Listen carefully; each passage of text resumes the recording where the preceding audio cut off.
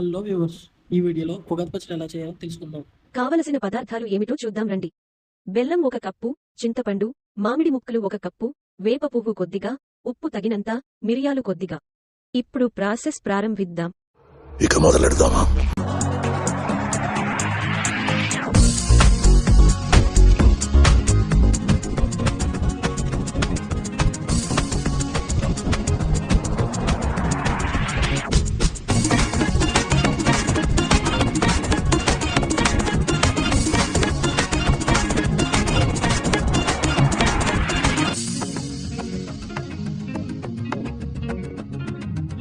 చూపించిన పదార్థాలన్నీ వేసుకొని మిక్స్ చేసుకోవాలి.